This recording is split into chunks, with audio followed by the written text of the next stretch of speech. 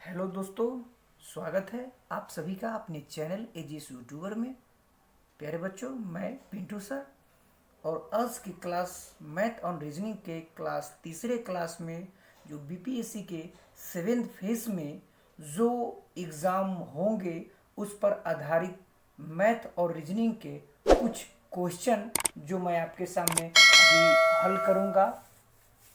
कृपया आप पूरे इस वीडियो को पूरा से देखेंगे और इसे खुद नोटबुक में लिखकर आप इसे प्रैक्टिस करेंगे। तो चलिए ज़्यादा देरी नहीं करते हैं और चलते हैं मैथ और रीजनिंग के कुछ क्वेश्चन की ओर। मिला जुला क्वेश्चन होगा जो एग्जाम से रिलेटेड है, कुछ मैथ का भी होगा और कुछ रीजनिंग का भी होगा। तो चलिए सबसे पहले हम रीजनिंग से शुरू करते हैं।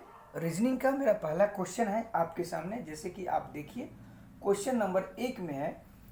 जैसे कि इसमें आपको क्या करना है, बेमेल चुनना है। जो मैं आपको दे रहा हूं वह बेमेल चुनना है। बेमेल चुनो। बेमेल चुनो का मतलब हो गया कि वह सबसे अलग होना चाहिए। आपके सामने ये रहा क्वेश्चन। क्वेश्चन हो गया, आप देखिए क्वेश्चन को मैं लिख रहा हूं, पूरी तरह आप क्वेश्चन को देखेंगे और आपको इसमें से ये बताना है कि इसमें से बेमेल कौन है। प्यारे बच्चों, क्वेश्चन मैं आपके सामने लिख दिया हूं। जैसे कि इस तरह के प्रश्न आपको दिए जाएंगे और इसमें से आपसे पूछा जाएगा कि आप ये बताइए, यह 4 ऑप्शन दिया हुआ है और 4 में से आपको ये बताना है कि इसमें से एक अलग है, बाकी 3 एक जाति के हैं। 3 का संबंध एक दूसरे से इस तरह है कि जो कंडीशन अगर एक में लग रहा है वो कंडीशन तीनों में है, एक में नहीं होगा, वो बेमेल हमको चुनना है। तो प्यारे बच्चों, ऐसे जब प्रश्न रहे तो आपको करना कुछ नहीं है। सबसे पहले देख लीजिए कि यहाँ पे है 5 और यहाँ है 25, यहाँ पे है 12, यहाँ 44, यहाँ 6, यहाँ 36, यहाँ 7 और यहाँ 64। तो आपको करना ये है कि अगर 5 है तो 5 का स्क्वायर करते हैं तो कितना हो जाता है, 25। अगर 12 का स्क्वायर करते हैं तो 12 का स्क्वायर कितना हो जाएगा, 144। यानी कि आपके कहने का मतलब ये होगा कि यह फॉर्मूला आपके स्क्वायर वाला चल रहा है। 5 के स्क्वायर 25, 12 के स्क्वायर 144, 6 के स्क्वायर 36। लेकिन अगर यहाँ पे 7 है, मेरे ऑप्शन में 7 का स्क्वायर करेंगे तो 49। अगर यहाँ पे 49 होता इसके जगह पर तो ये आपका आंसर होता नहीं, सब समान हो जाते, क्योंकि यहाँ पे एक डिफरेंट है, यही आपका आंसर हो गया। इसका कहने का मतलब हो गया कि 4 ऑप्शन में से एक 64, यहाँ पे अगर 8 रहता तो आपका आंसर चारों के चारों बराबर रहते, लेकिन यहाँ पे 7 है, जिसके कारण यह आप इसमें से चारों क्वेश्चन से एक बेमेल है। प्यारे बच्चों, मैं आशा करता हूं कि आप क्वेश्चन को समझ गए होंगे। तो चलिए चलते हैं एक और अगले क्वेश्चन की ओर। एक और क्वेश्चन है, क्वेश्चन नंबर 2 में। इसमें भी आपको बेमेल बताना है, बेमेल चुनना है। क्वेश्चन में आपको बेमेल चुनना है। जैसे कि एक में आपको दे रहा है कि कमीज को दे दिया आपको पोशाक, ठीक है। दूसरा आपको दे दिया पुस्तक, ये आपको दे दिया पुस्तकालय, ठीक है। तीसरा आपको दे दिया कॉपी, ये दे दिया स्टेशनरी, और चौथा आपको दे दिया लड़का। प्यारे बच्चों, 4 ऑप्शन आपके सामने हमने लिख दिया कि कमीज का पोशाक, कॉपी का और स्टेशनरी, पुस्तक का पुस्तकालय और लड़का का लड़की। आपको ये बताना है कि इसमें से बेमेल कौन है। आप अपने सोचन शक्ति लगाकर ये बताइए और सोचिए कि 4 ऑप्शन में से एक न एक कोई तो जरूर बेमेल है। जो मेरा हेडिंग है इसमें बेमेल आपको चुनना है। तो देखिए, मैं आपको एकदम शॉर्ट बता रहा हूँ कि जैसे कि कमीज यानी कि कपड़ा से जुड़ा है, कपड़ा यानी कि पोशाक है, बिल्कुल आपका सही है, ये सही है। पुस्तक पुस्तकालय, ये भी आपका एक दूसरे से रिलेटेड है। कॉपी स्टेशनरी के दुकान से मिलेगा, ये भी आपका सही। लेकिन लड़का या लड़की यह आपका नहीं होगा, क्योंकि यह अपोजिट है। तो कहने का हो गया कि यह बेमेल आपका लड़का और लड़की है। तो प्यारे बच्चों, चलते हैं अगले प्रश्न की ओर। अगला क्वेश्चन कह रहा है कि शहर की जनसंख्या, मतलब कि समझ जाइए कि एक शहर की जनसंख्या है। हम थोड़ा सा क्वेश्चन लिख देते हैं। एक शहर की जनसंख्या, एक शहर की जनसंख्या आपको दिया हुआ है कि 16400। शॉर्ट में लिखते हैं और पॉइंट को आप पहले पकड़ लिए, हम तोड़ तोड़ के लिख देते हैं। एक शहर की जनसंख्या इतना है और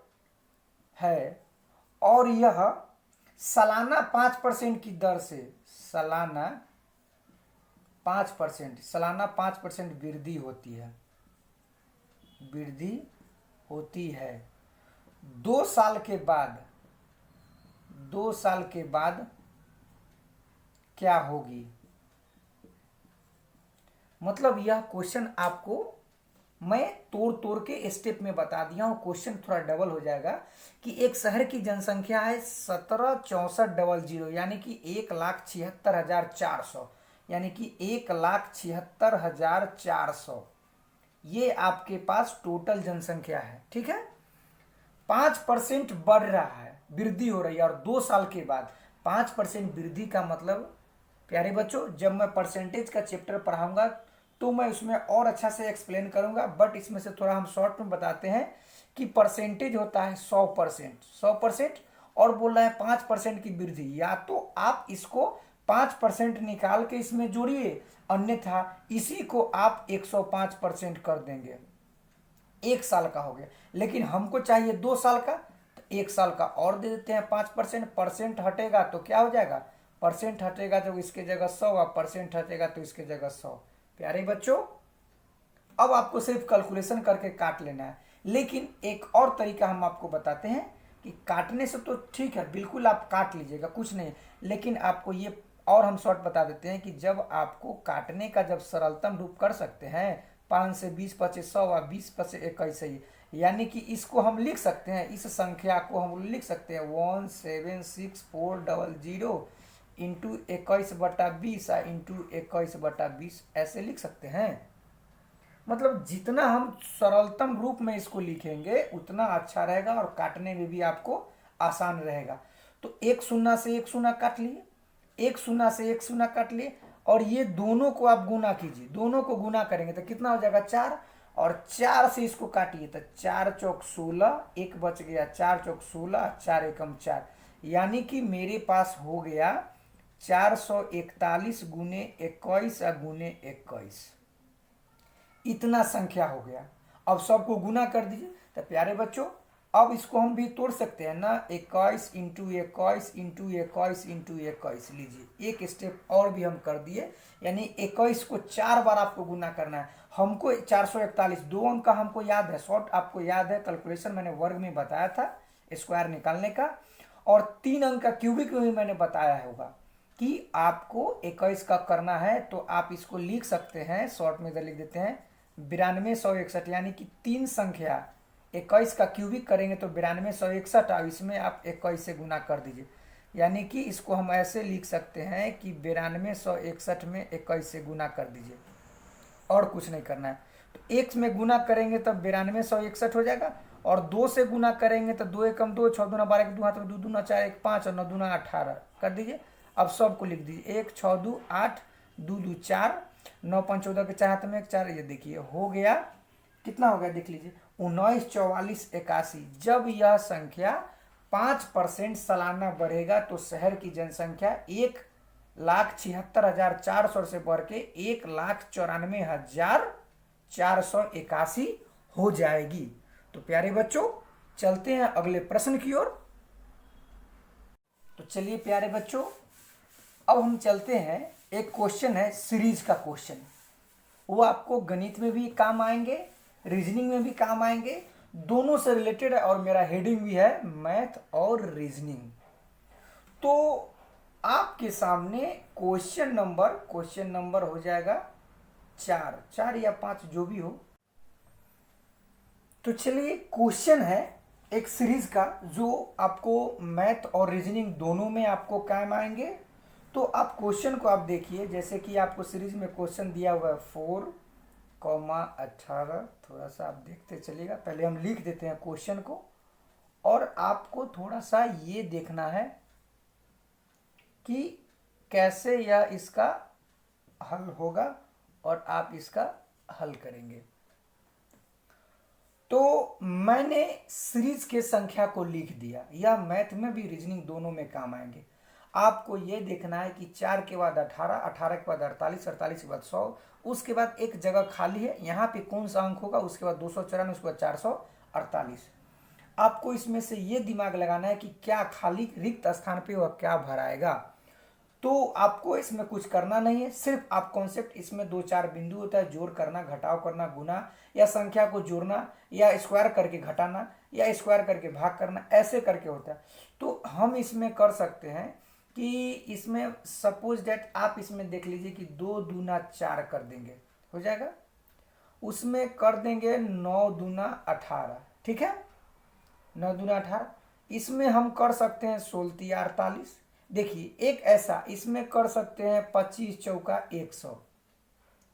आपको ये स्पष्ट हो गया कि इसमें कौन सा ट्रिक लगेगा, यानी कि 2 के बाद 3, 3 के बाद 4। तो हम इसको थोड़ा सा चेंजिंग कर सकते हैं कि यहाँ पे 2 गुने 2 के जगह 4 गुने 1 लिख सकते हैं, 9 गुने 2 लिख सकते हैं, 16 गुने 3 लिख सकते हैं, 25 गुने 4 लिख सकते हैं।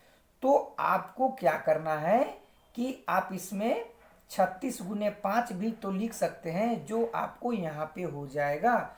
तो इसको गुना करेंगे 4, इसको कितना हो जाएगा, 9 दूना 18। यानी कि हम कह सकते हैं इसके जगह पर कि 2 के स्क्वायर, ठीक है, 2 के स्क्वायर, बिल्कुल 4 को कर दिए ना, 2 के स्क्वायर चलेगा, बिल्कुल।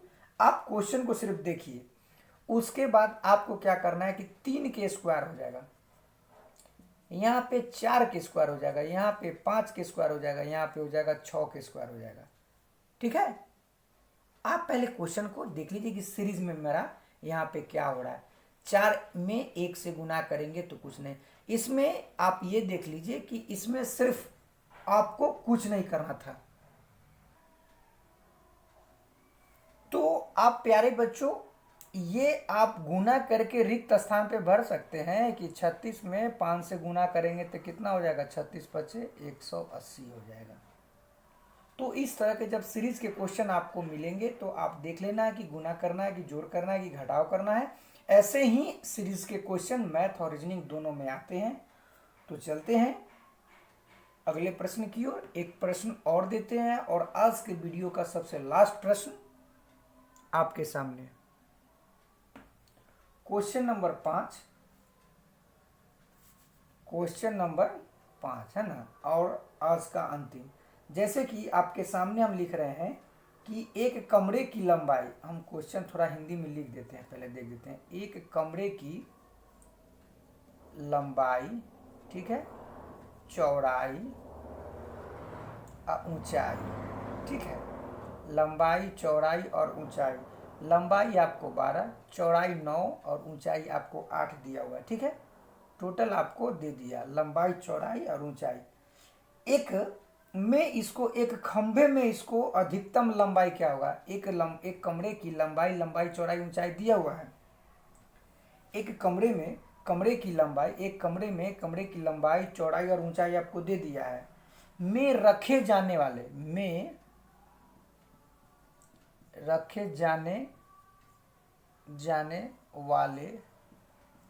अधिकतम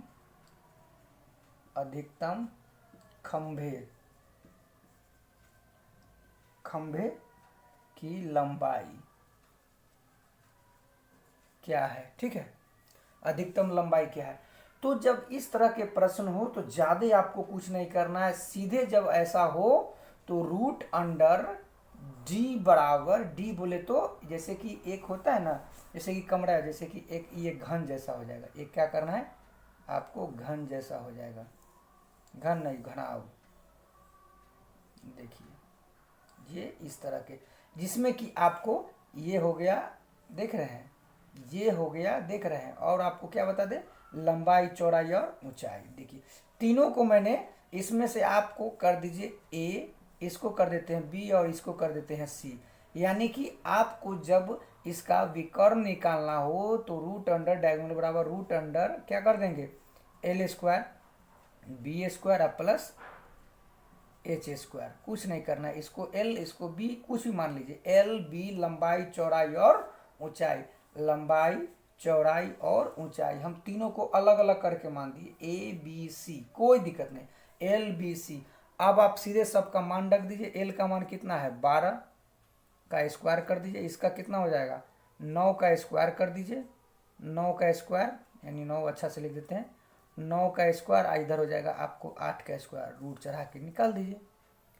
12 का स्क्वायर 144 लिख दीजिए, 144 यहाँ लिख देते हैं, जगह का थोड़ा सा दिक्कत हो रहा है तो हम कहाँ पे लिख दे, आप देख लीजिए कि हम नीचे से ऊपर की ओर चल रहे हैं, नीचे से ऊपर की ओर चल रहा है, 144 प्लस 99 81 8 8 64, रूट अंडर कर दीजिए, कितना हो जाएगा 289, जोड़ देंगे तो कितना हो जाएगा 17 हो जाएगा खंबे की। प्यारे बच्चों आज का क्लास यहीं पे ख़त्म करते हैं, अगले क्लास में आते हैं मैथ और रीजनिंग के अगले क्लास में, अगले कुछ और दोनों से मैथ और रीजनिंग से संबंधित प्रश्न जो एग्जाम में आने की संभावना है, इस तरह के प्रश्न आएंगे।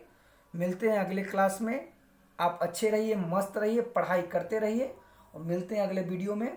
जय हिंद, जय भारत।